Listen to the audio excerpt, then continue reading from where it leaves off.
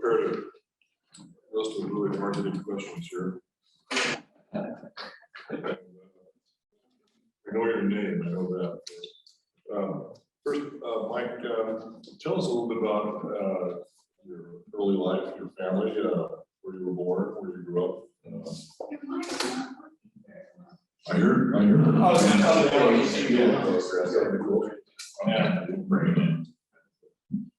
was born in 1961, October 9, in St. Joe, Michigan.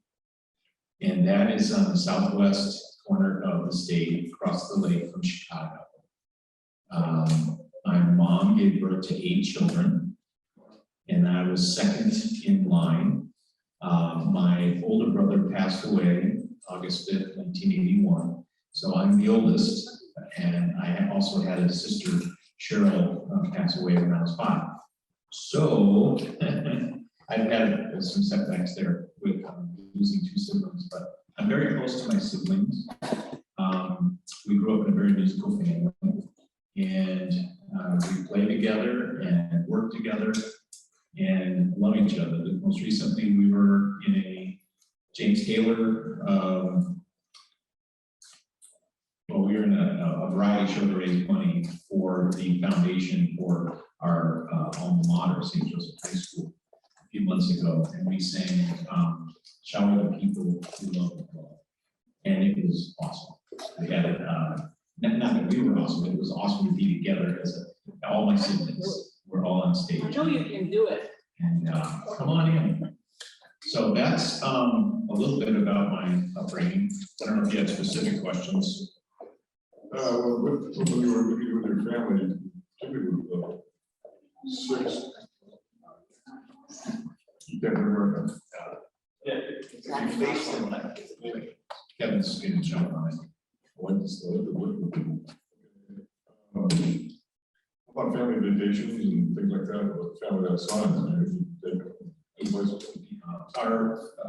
What we still do to this day is go up to Crystal Lake, which is in Arizona, Michigan. It's not a Fortune 500 lake. They call it Crystal Lake because it is crystal clear. And when you walk out on the dock, you can go out to 6 feet deep or beyond and look straight down and see everything. It's spring fed, and so the sleeping bear dunes are there. And my family would go up to Crystal Lake with the church family camp tradition. And now our family is so big, we have over 50 people in my family because everybody got married and everybody had kids. I had 3 kids myself, and they're having kids. My kids haven't. I have younger siblings who all have grandkids, and I don't. So I'm putting a little pressure on my daughter Molly, who's been married 4 years now. She's still young. She'll turn 29 in November, but I look forward to that time to go have grandkids. So we would go to Disney World in Florida. We would go in my younger brother Jimmy would call it the the Winnebago motorhome. And we just have wonderful memories of camping as a family and trips like that. So that's kind of what we did as a So after you left St. Joseph High School, you went to Texas Christian? Well, I went to Hope College in Holland, Michigan. That's affiliated with the Reformed Church in America. It's a private liberal arts school in Holland, and that was wonderful. Then I went from there to Texas Christian University. In between, I spent a year in Taiwan. What were you doing in Taiwan? So my buddies and I that all went to seminary decided to take a year off before we went for our master's and see the world. And so we applied for a program where you could be an intern and share your faith and listen to the faith of those who were different from you. And so it was sort of a interfaith dialogue experience with Buddhists and Taoists and people who had this ancestor worship and believed in ghosts and all these other wonderful differences that I learned while I lived there in Taiwan. It was through the Presbyterian Church in Taiwan, which at the time represented about At that time in 1985, there were about 1% of the island of the country of Taiwan was Christian. Everything else, and it was sort of a mixture. And it was my first exposure to the difference between textbook religion and religion in practice, because I couldn't find anybody in Taiwan that actually fit any mold, preconceived notion of what I had for Buddhism or Taoism, or it was very moving. I think one of the most profound experiences was, I went with an arrogance about my truth being the truth, having a corner on the truth, and that my scripture was above reproach or question. And their beliefs were a little silly. Like going up through the mountains and passing out throwing yellow money out the window. And I would ask, what are you doing with that yellow money? We bought this from the priest in the temple. And this is to appease the mountain gods. And I thought, how ridiculous is that? To appease the mountain gods for safe travel. And then, but once I developed friendships with these students in Pingdong, which was the southernmost city in Taiwan, I had to learn the language too. So, 我会说中国话一点点. Anyway, so while I was there, I developed friendships with these students at the university, agricultural university in Pingdong. And they reflected back to me how bizarre they thought my religion was, and how, and they would ask me questions like, did this person really walk on water? You believe that? Did a donkey really speak?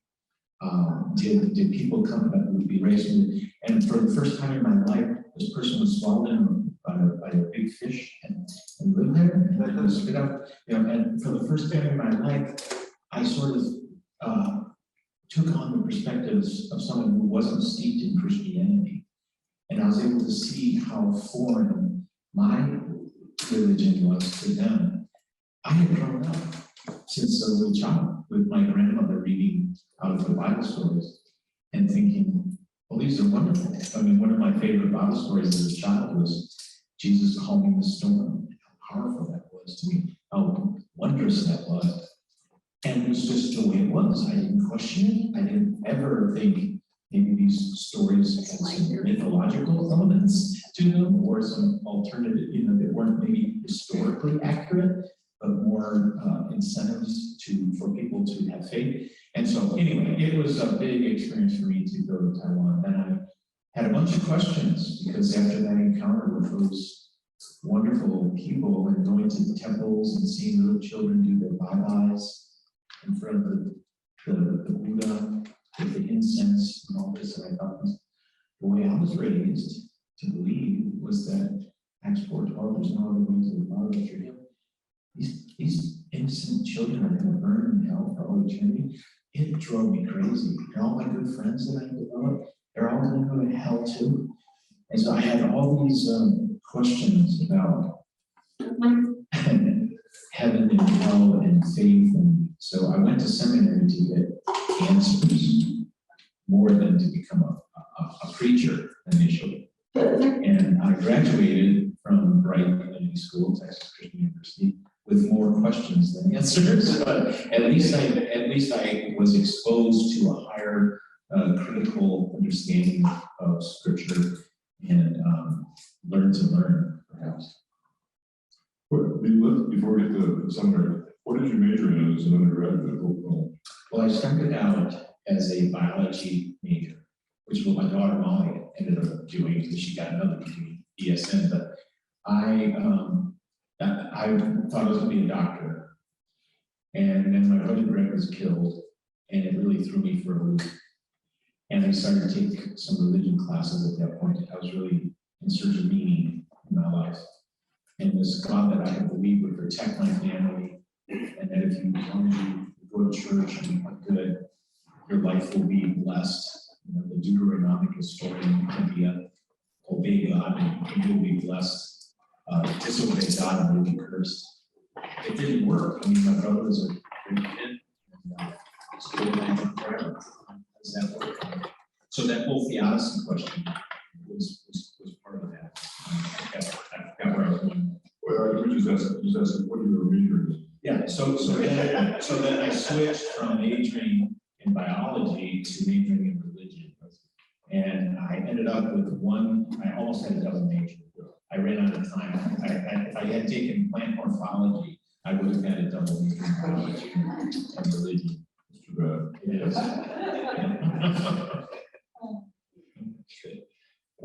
Well, seminary, we heard why you decided to go there. We know where you went, Texas Christian. What were your favorite courses, and then what were your least favorite courses when you were in seminary? So, yeah, I really love seminary. I tell you, learning is very stimulating for me. I love reading, so I thrived there. And while I was in seminary, I was privileged to work in a large church at the same time in the youth program. So we had a 10,000 member church at the time of First United Methodist Church downtown Fort Worth. And I was the youth pastor, so I had about 200 kids that I was responsible for while I was studying Kierkegaard and Kuhn and Hebrew and Greek and pastoral care and theology and ethics, Fletcher's situational ethics, and my mind is exploding with all this amazing knowledge, and at the same time, my heart's connecting with these kids and helping them to foster a relationship with God through Christ. So it was quite a rush of excitement for me during that time.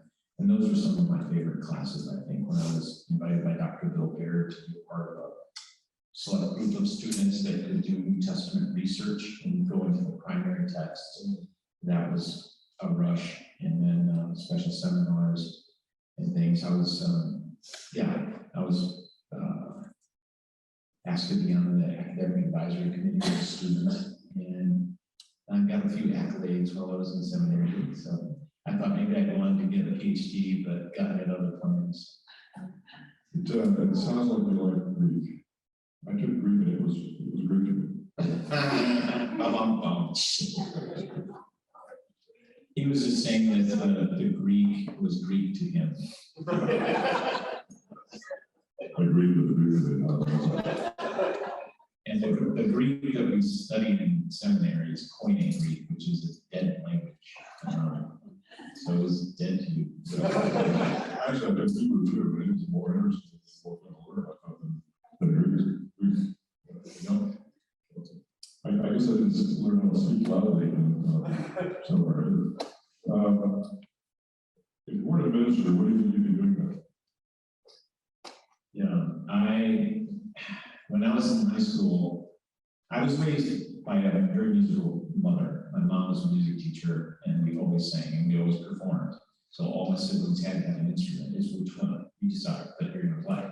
So it was piano and trombone and drums and cornet and violin and saxophone. And we had a band, and Mom wanted the band to perform on demand, which we did. So we grew up performing for people and groups and Elks Club and Lions Club and whatever in the church. And my instrument was the trombone. And then after that, I picked up the guitar and singing, but I can't remember what the question was. Sorry. Well, what did you were Oh, yeah, that was my segue to what I would be. So I auditioned my sophomore year for the musical Oklahoma, and I got Curly. I got the lead role, and that was life transforming for me. My junior year, I didn't go off for the musical because my boss at the bike shop, Wagner Schwinn, said if you are gone for these rehearsals, then you can't have a job. And I wanted to pay for my Slant 6 1968 Barracuda and gas and date money, so I chose unwisely. You can't go back. But my senior year, I decided to, you can take that job and put it somewhere. I auditioned for My Fair Lady and got Professor Higgins in My Fair Lady and had an absolute time of my life. And at the end, the director, Dennis Bowman, who was still directing his final alumni variety show a couple months ago, got all these alumni to come back, many of them professional actors, professional musicians, that over the course of, I don't know, 40, 50 years had been under his tutelage, and they all came back, and we, you know, can't get everybody to perform, so there were auditions and various people. And he told me, he said backstage, something was highly complimentary, and the man who had had the role of Curly 10 years before I did, Ken Marshall, went on to Juilliard, roomed with Robin Williams and Christopher Reeves, and became a professional actor on Broadway. And he came back, and I know now, looking back at what Dennis Bourne was up to, he wanted Ken Marshall to inspire me to head that same direction. And I think it had the opposite effect. I heard him sing, and he was so good. So I, you know, I went off to college instead. But yeah, I'm going to be an actor on Broadway if I could do it over again. Well, you might have an opportunity here, sure. You mentioned that you love to read. Do you read for leisure as well as professionally? I mean, you make the distinction between those two, or do you pick up a novel sometime? It's a rarely that I pick up a novel. I used to get in trouble with my ex-in-laws, because, especially my father-in-law, because he would get mad at me because we would go to Hilton every year, and everyone else would bring these thick tomes, you know, these escape novels, and I would bring my religious journals that I didn't have a chance to read while I was working, and he didn't like the idea that I would bring work to on vacation, and I thought, it's not work for me. It's my passion. What books would you recommend to people in the church in terms of what you've read recently? Yeah, if you had that caveat, I would say Eckhart Tolle, New Earth, The Power of Now. It's a little new agey, but I think you all can handle it. It's really cool. It's this idea of consciousness, being in the present moment, being aware of your egoic self, and how that can get you in trouble and bring on a lot of suffering. Pretty cool stuff. What theological or religious writings have been the biggest impact in your since you were seminary? Yeah, right. I think this would be more sociology than theology, but Brene Brown, if you've read Brene Brown's work, a few of you, you can look her up on TED Talks, and if you're an Oprah fan, she's been on Oprah numerous times, but her TED Talks are fantastic. They deal with shame and resilience, and you know, I went through a divorce back in 2013. I was separated, and in 2016 the divorce was final. Those years were last week I talked about hell. Those are my living hell. Those years of the love of my life. You know, deciding didn't want to be married to a minister anymore, and I get that. We're in a good relationship. She's an amazing mom. You know, she's remarried. She lives down in Belmont. But at the time, it was a living hell for me to accept what I could not control. And Brene Brown was instrumental in helping me to rebuild my self-worth and my sense of who I am. And I think it really helped me to become more wholehearted. She does a lot of work on the mind-body-spirit connection, and how a lot of people can get disconnected from the emotional world. And that can happen through traumatic instances in your life, as a child especially. And I had a couple of doozies. So, yeah. There's a podcast too. A weekly podcast, thank you. Yeah. There's a whole sort of approach now to doing counseling that her Brave New World and several of her books and research. She's a professor down in Houston, but now she's consulting corporate America, making big bucks. Okay, Ray Brown. Brene, B-R-E-N-E, apostrophe, Brown. What would best describe your own theological position? I'm progressive. No, progressive.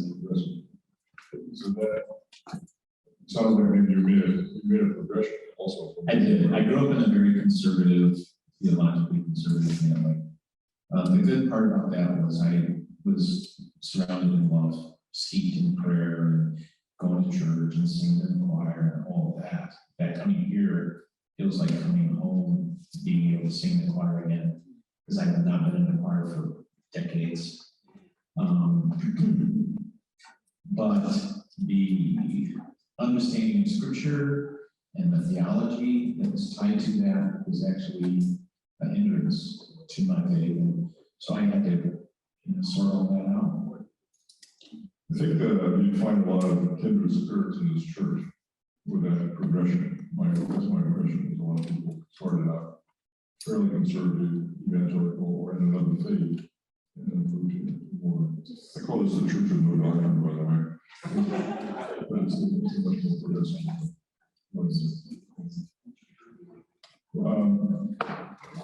If you were stranded on a desert island, what books would you want to have? My entire library. Sorry, there's a limit here. How many do I get to learn? Let's say two. Oh, God, I have the Bible, right? I don't know what I would bring in addition to the Bible. It's so incredibly hard for me to choose. It would have to be the biggest one that would be of interest to me. You have a favorite book in the Bible? I have so many, but I actually have a folder full of all my favorite scriptures that are in my office right now that I've got to bring down. But this idea of universal salvation is controversial, granted, but I have probably a list of 4 pages of scripture that would sort of back this idea that the intent of God is that all would be saved, that there's this sense that all will be liberated, all will be drawn into God's loving presence, and I was raised very differently from that. This idea of Acts 4:12, the way to the Father through Him, was really a hindrance to me, and it really led me to more of a Pharisaic attitude in high school. I was one of those do-gooders, and I thought I was better than everyone else. And by my measure, I was even greater. The dirty dozen in the swim team, they're all doing crazy stuff, right? And I wasn't. So they called me, among other things, they called me Spitz. Well, I didn't mind that because Mark Spitz was a hero on the swim team. But then they started to call me, and I refused to smoke pot, and I refused to do to girls what they were doing with girls. I respected girls. My dad ruined me when he said, treat the girls you date the way you want your younger sisters to be treated. I had no fun in high school.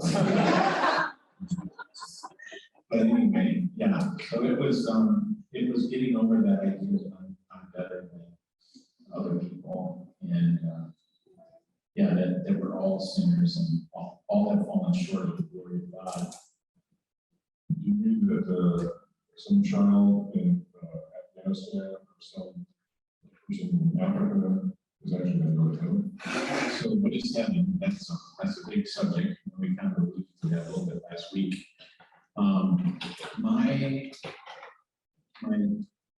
The scriptures that I would lift up would be scriptures that speak to the intent of God, the heart of God. And I grew up, going to an RCA Reformed Church in America school. There's this idea of Calvinism with predestination. This idea that there is an elect, and then everyone else is going to burn in hell for all eternity. The more I meditated on it, contemplated that, the more I thought about that, it just didn't mesh with an all-loving God. So my hope is that in God's infinite, mysterious ways, we will all have a chance to where every knee will bow, every tongue will confess Jesus Christ is Lord. We could spend a lot of time on what that means, but that's kind of my heart. When I approach people of different faiths, I approach people with humility and desire to learn from them and a level of curiosity. Tell me about your philosophy of life, your theology, and is it working for you? It sounds like there's so many extremes in there.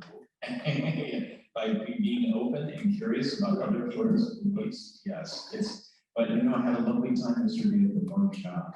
Antonio, 81 years old, he's reading the book Bhagavad Gita right now, and he's really into Hinduism. In fact, he left with giving me a Hindu blessing. We had this amazing encounter. He played this clarinet for me. He cut my hair. You know, we talked about his family, and he's Italian. He's broken English, but it was a lovely experience. And he scolded me when he said, "Is your church open right now?" I said, "No." He said, "What? Not open on Saturdays? It should be open on Saturday." I said, "I'll go with you. I'll take you right up there. I'll unlock it. You can go in." He said, "No. Maybe I'll see you in the morning." So be looking for Antonio this morning, and he might be here. But this is a much better approach, I think, for Christians to have of humility and a curiosity about other people's religion or what they're reading or what they believe, and this desperate need to save everyone, to get them to be just like you and think just like we do, as if we all thought the same in this room. I know we don't think the same, right? But the older I get, the more I think it's important how you behave than what you believe, and let your beliefs, you know, be reflected in how you behave.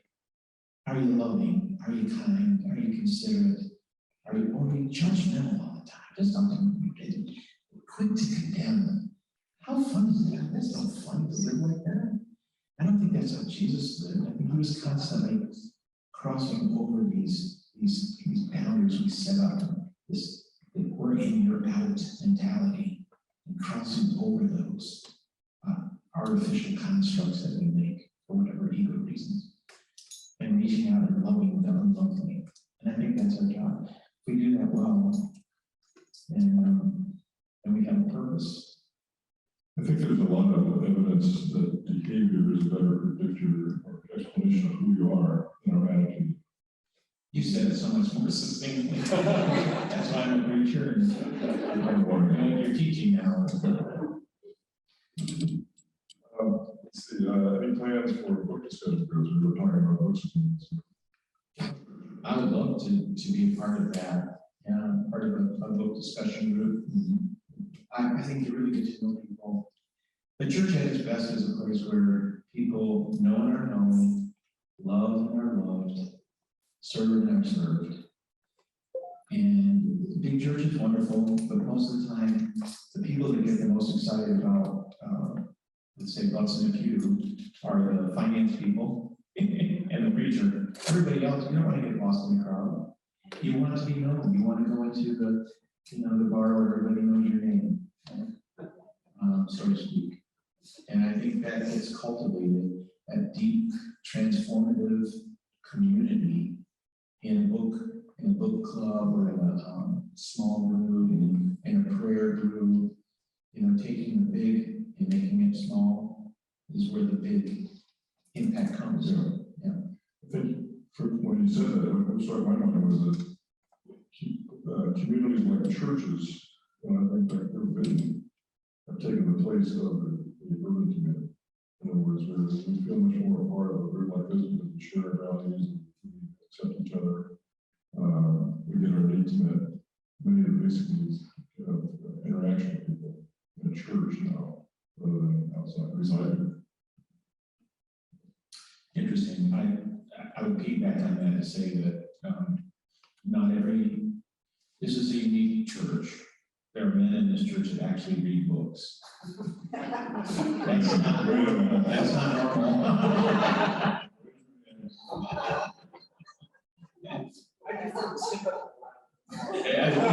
Typical. That's not typical. I should know better because my son was born with a bilateral cleft palate and lip, and from that day forward, I never really liked the word normal. But anyway, I digress. So, affinity groups of any kind. It could be books, but that might not be your thing. It could be cycling. It could be knitting. It could be theater. It could be you name it, the Rotary Club, whatever it might be, affinity groups, clay, art, senior art that you all have been here. Anything that pulls people together with a common passion is a natural bridge builder. Once you get to establish that relationship with people that are outside the church, right? So you're intentionally doing things outside the church and not just in the church building, right? That's a great way to know and be known, love and be loved, serve and be served, and they may never actually join our church, and that's okay, because you can be a loving presence to them, regardless of their status as a member. Let's move to a slightly different direction. You mentioned cycling as a group. What kind of sports are you interested in terms of playing or being a spectator? Yeah. I was a spectator for my children mostly, and my younger brother Tom, who was an amazing athlete. He was a varsity basketball player when he was a sophomore, and I would go back from Oak College, was about an hour away from St. Joe, and watch his games and just be in awe. But I don't spectate very much, so I'm atypical as a guy. I did see in the LA Times this morning that the Bruins just pulled it off. 31-30, I guess, or something. So yeah, just like yeah, that's cool. But for the most part, I don't sit from the TV and watch sports. No offense, but no. I get out and ride my bike, and I like to hike and be active. So. Did you learn how to surf in the surf camp that you started? Yeah, so one of the first things the church did was they gave me a Gordon Smith surfboard, and it's 9 foot. It was 9'6", I think, blue and yellow, and some wax. And they said, okay. And here's a wetsuit. And the first time I put the wetsuit on, I put it on inside out because it made sense to have the zipper in the front, right? And that's not going to feel good on the board. So they taught me how to wax the board, taught me how to wear a wetsuit properly, and took me down to the lower shores, and the great baptism began. Did they tell you Reverend dude? Reverend dude. No. And Spit-Monk was the nickname that I was going to tell you about. So I went from Spitz to Spit-Monk because I was such a do-gooder. But you don't need to call me that. Well, while we're talking about some of your interests, what about travel? Or other hobbies or avocations that you've done? Yeah, travel is high on the list. I got this forerunner with the intent of seeing the national parks, and then when I found out that two of our buddies, Mike Zara and Bruce Cook. No, am I saying that right? Yeah, spells it weird. Anyway, atypical spelling. Went on the Sierra trip without even inviting me. So I give them both hard time, but I have a tent on the top and the whole 9 yards because I want to see the beauty. I think I connect with God incredibly easy being out in nature. And then surf industry taught me that. There's a saying that the surf industry has: no bad days. No bad days. Well, the swell's not here, man. And it doesn't matter. You are out in the ocean with the sunset and the dolphins, and come on. Life is good, whether you catch a wave or not. Life is good, no bad days. And that philosophy of no bad days, being out in nature, it's a way to connect, just like music is a conduit to the soul of nature. Right. We've talked a lot about your music and how about what kind of what you like to listen to? Genres, types of music, rock and roll, or music, church music? Pretty much dating myself, a singer-songwriter era. James Taylor's my favorite artist. This new stuff, I sound old, but I just can't get into most of it. Although John Mayer is pretty cool, I like him. But we're gonna have try to put on a concert out here, dance and smooth jazz, like romantic jazz, not big band jazz. Which disappointed Antonio. He's like, big band jazz. it's gonna be smooth jazz, and we'll have a dance floor out here, bar set up, and try to get some of the younger families, the younger couples that used to be a part of the church to come back for a social and see what happens. But yeah, I like smooth jazz, I like singer-songwriter era music, and yeah, that kind of stuff. I do listen to classical on occasion. Well, probably a lot of people here who've ever been Crosby. And if not, Mr. James Taylor or John Denver, probably still the national. Yeah, you're getting close to the Crosby's, like Nash, America, and yeah, that, like, first the Beatles was a big part of my growing up and all that. How about films? Or is something like that, you're kind of what they rotate, different kinds of films? Or During COVID, I did do the Netflix binge thing with certain weird stuff like Game of Thrones or whatever. I get caught up into the Lord of the Rings and that kind of sort of fantasy with theology behind it. And, kind of cool. Well, that's like a lot of us, I would imagine. We got that full-time binging on weekly television. Let me talk about changing the subject a little bit now. Talk about the role of the church, ADG church. What would you say the most critical challenges are that face the U.S. and our country? And what role should the church play in kind of addressing those challenges? This is super important to me, so I want to make sure that I share what I spent some time thinking about. So forgive me if I end up reading this, but supporting Ukraine without prompting World War III, managing COVID health concerns. By the way, the death rate is still very high in LA County. If you read the LA Times this morning, it's pretty unnerving. Without doing undue damage to the economy, fostering civil discourse over controversial political issues such as abortion rights, environment, and so on. We've got an epic drought that has been unseen in millennia. China is currently suffering the most extreme heat event ever recorded in world history. Massive ice losses in Greenland will cause global sea levels to rise nearly a foot by 2100. Even if humans stop emitting greenhouse gases today. The U.S. has seen 5 1,000-year rain events since the end of July, and that included the city of Dallas, Eastern Kentucky, St. Louis, Southern Illinois, and Death Valley, California. New study said this week in The Economist, 43% of Americans believe civil war is at least somewhat likely in the next decade. 62% believe divisions will increase in coming years. 60% think political violence will increase, and just 9% expect political violence to decline. What should the role of the church be? Good question. I have said, I'll say this much. We can be a sign, even though we can't fix everything. We can be a sign.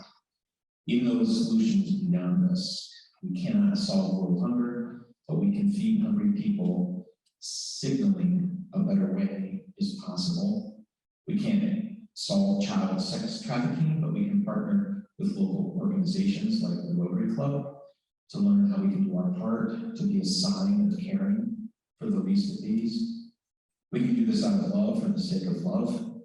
And as a sign, we can consider the sources that we have right here and right now to move others away from this end times mentality, thinking that the apocalypse is upon us, and instead move toward God's alternative vision, which is a reality that requires us to get engaged by faith to make the world better. Episcopal priest Becca Stevens writes, the bravest thing we can do in this world is not cling to the old ideas or fear of judgment, but step out and just do something for love's sake. Just getting back to the theme we talked about, that behavior is more important than belief. Right? The climate crisis, for instance, is so big that none of us can do everything, and yet all of us must stretch ourselves and do more than we think we can. We must work together to be kind to each other while challenging and calling our community forward for the good work. I have a Christian Century article, which is in the file that I didn't bring, and it has a whole list of things that our church could do, from solar panels to the way we encourage recycling to any, just on and on, composting and so on. There are ways that we can be a sign and to make a difference and address some of the challenges that we're facing.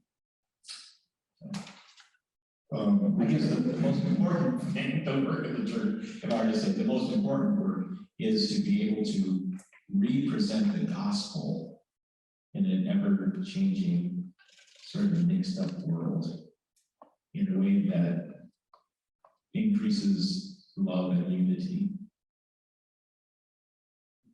After you read your list of challenges facing the U.S., I thought to myself, I'm depressed. What can the church do to do my question? From the church, I'm going to be preaching more about this in the next hour. No, it's a serious question, and I just begin to address it in the sermon. So if you're watching online, There's a church service that follows this, in case you didn't know that. Mike, I want to what says this guy is amazing because he had the foresight and even the insight to know I was going to ask those questions. we have our ways. What would you like God to say when you meet him or her at the Google Days? Well, like I said last Sunday in the sermon, I'm not sure there are pearly gates, but or streets of gold. Could be metaphor, just saying. Of course, we'd all like to hear well done, good and faithful servant, right? But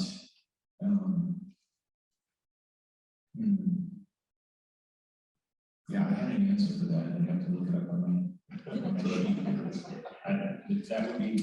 That would be nice to be able to, to be able to be told, well done, good and faithful servant. Of course, it's not about our performance, is it? It's about what God has done in and through us. So it's not about glorifying ourselves. The winner at the end of life isn't who has the most toys or who lived the most clean, squeaky clean life. I think it's the one whose character has been shaped and transformed over time by love to a place where Rick Warren, whose theology is different than mine, but who has said some very profound things, and I've read a lot of his stuff and listened to a lot of his sermons. He says, the only thing you get to take when you go to heaven is your character. However you define heaven, it's an interesting statement. The only thing you get to take is your character. What we have an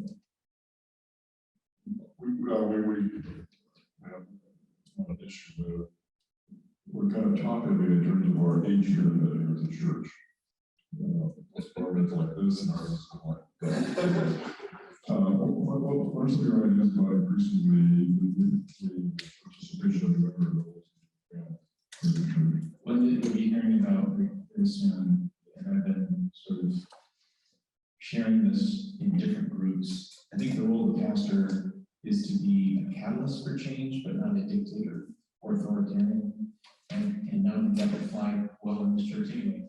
But I am sort of going around spreading seeds of an idea that has met with great receptivity of late, and that is that we would try to have all of the organizational boards, all of the committees and whatnot meet at the same time on a Sunday once a month. We'll have food. We might have to have pulled pork for the day. But we all, and these young families that are saying, we're too busy. We have too many night meetings. Kids are in sport. We can't get involved in the committee. We don't have a voice. We don't have a vote. We can't get, if there's a disconnect, there's a silo mentality. The older folks are running with, all that stuff. Say, hey, we're going to make it, we're lowering the barriers for involvement. We're going to make it as easy as we possibly can on Sundays. Once a month, if this goes through all the official channels and people voting in, we're going to have once a month a gathering where we'll feed you, we'll take your kids, and we'll equip them with wonderful worship arts, everything from drama to hand chimes, to singing, to skip, you name it, reading scripture, memorizing. And the following Sunday, your children will be participating in worship service. I'd love to see third graders on up stay in the worship service. Of course, the kids would say, yeah, we'd stay. We had things that we could feel like we were participating in, and we had some ownership. And all of a sudden, we have a youth who's the liturgist, so that's a start of it. And that wasn't me initiating, that was part of the plan. So, and then the young families would say, hey, find a board. Here are your options. Here are all the different boards, all the different committees. Hit them all. Your kids, we've got childcare, we've got a wonderful program for your kids. Get to know the rest of the people. And then while these groups are meeting, there's cross-silo activity. Well, it'd be nice if this group, and this group, and we did this together, we collaborate, we have to vote on it, we'll vote on it, you're all here. You know, so it increases efficiency, effectiveness, unity as a church, gives a chance for the moderator and the preacher to be able to say a few words to the whole core of the leadership in the church. And then people go in their way, and then they spend their evenings cycling and doing other things. Bring the beach. Speaking of the beach, what are some of your initial impressions of South Bay, and what has surprised you the most? You got choir in 30 minutes. I got choir, yeah. He's a tenor that we help each other. I haven't spent any time in South Bay really. I've been in the church pretty much constantly. And I know that will change, but we've had a lot of administrative meetings in the last 3-4 weeks that have been requiring my time, right, Lauren? we've met each other at 6, 7 in the morning and coming in on Saturdays. You were here yesterday too, right? So she has a big learning curve, and I have a big learning curve because we do staff, and so I haven't gotten out and really enjoyed the South Bay yet. Well, what was time to the choir member that has to go? But I thought that I have plenty more questions to ask also. But let me ask you one question. That is, are there any questions that you wish I had asked you? First of all, I just want to say this is a great idea, adult discussion group. I think it's a fantastic thing. And I'm honored that you asked me to come in. I have so much more I'd love to share at some other time, so feel free to We'll do it next week. feel free to invite me back because I realized I left a whole paragraph out on the most critical issues facing the church and what we should do. And I'd love to talk more about that and how to get more young families involved. More to share. Well, Alan Rowe here is one of the committee that organizes it. I'm sure he's got that in the back of his mind. He may have already written it down. We're going to ask you about it. So. Yeah, thank you so much. And this, I pinch myself every day, even though we're burning midnight oil. I get to do this. I get to be here among you, and we get to bask in the love of God together and share that love in innovative ways in this beautiful place called Manhattan Beach. So what a privilege, and the surrounding area, Redondo Beach, and all these other nicer communities. Yeah, what a privilege. Torrance and Huntington, no, not Huntington, where? Hawthorne, that's it, where you guys are. And the Lutheran pastor next door. Yeah, you guys are neighbors. I just found that out. He was in leadership on Manhattan Beach last year, and I'm applying this year. Yeah. All right. Any last single question? But I'll do that. I was just going to start. One person. Alan and I went to the school board meeting last week, where there was a huge crowd who were very concerned about recent outbreaks of anti-Semitism. I don't know whether all of you know, but at Maricosta last week, somebody drew a swastika and wrote "Gas the Jews." And isn't that awful? And apparently, there've been, I think, 5 such incidents recently, most at Maricosta, one at Robinson, one at Meadows, I think. And the school board is concerned, but they don't really have any great ideas about what to do, and this maybe should fit in their list. Another thing for the list. Yeah, one of the benefits of leadership of Manhattan Beach is we get to meet with the school board, we get to meet the mayor, the police chief, the fire chief, the city council members. So it's a broad, quick introduction in 9 months' time to all the movers and shakers. And the idea is, how can the church partner with our community leaders to make this a safer place for everyone? It's frightening. By the way, in October, coming right up, I think it's October 5th, we are invited to go over to the temple with and greet during their holy day, right?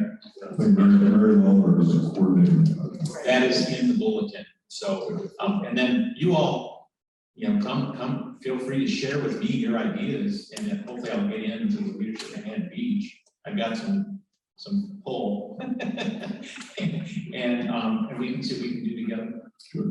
Mike, thank you very much. I really appreciate it.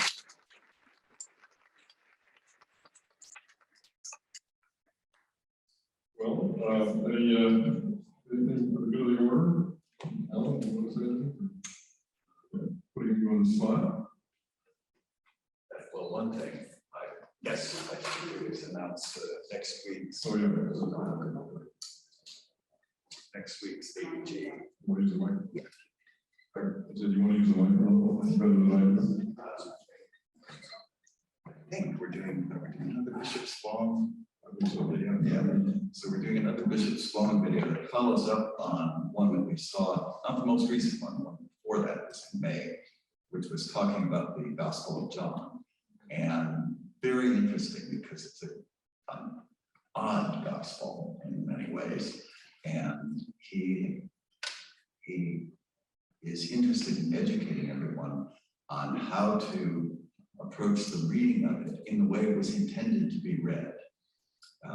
He's got a lot of focus in this next presentation on the use of hyperbole and exaggeration as a way of focusing attention, but not meaning it to be taken literally.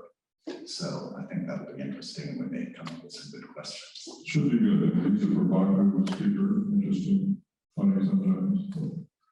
And then the following first weekend of October, I believe it is, we'll have a 4-week series on religious art and architecture, I believe, from a professor in Pennsylvania, is that?